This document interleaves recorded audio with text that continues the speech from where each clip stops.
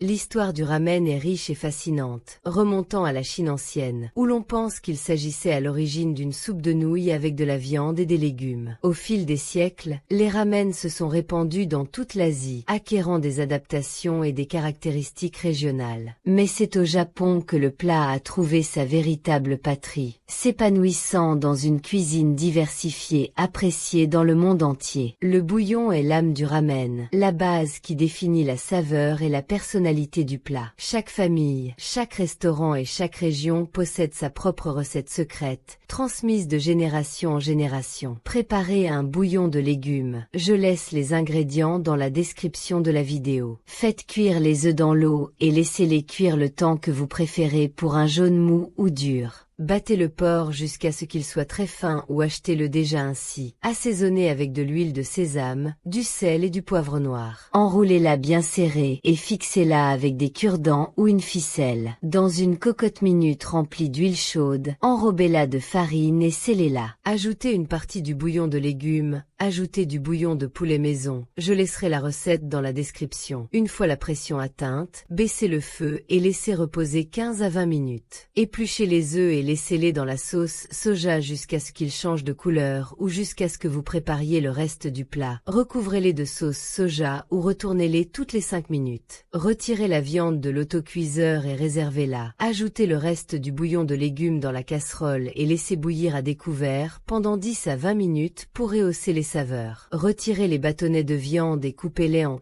tranches. Puis placez-les dans une poêle chaude avec de l'huile d'olive et laissez-les dorer légèrement. Pendant ce temps, préparez les nouilles orientales, ou faites des pâtes maison. Faites-les cuire dans de l'eau bouillante avec une pincée de sel. Attention au sel car nos autres ingrédients sont déjà salés. Retirez alors qu'ils sont encore al dente. Et maintenant, nous allons terminer le bouillon, le passer au tamis, ajouter la sauce soja. Vous pouvez la retirer de l'endroit où se trouvent les œufs et laisser bouillir encore quelques minutes jusqu'à ce que les nouilles et la viande soient prêtes. Prenez un peu de ce bouillon et mélangez-le bien avec le miso pour le dissoudre complètement. Éteignez le feu de la casserole, ajoutez le bouillon de miso, remuez pendant 1 minute, vérifiez s'il faut du sel et c'est prêt. Égouttez les pâtes et assurez-vous que le porc soit également cuit. Au moment du montage, faites griller les algues pendant 30 secondes dans une poêle chaude. Retirez les œufs de la sauce soja et coupez-les en deux. Disposez les nouilles sur l'assiette de service, puis le bouillon, algues, les œufs, le porc est terminé par de la ciboulette fraîche. Réalisez cette recette et laissez-vous surprendre par les saveurs. Abonnez-vous à la chaîne pour ne manquer aucune de nos recettes. Au revoir.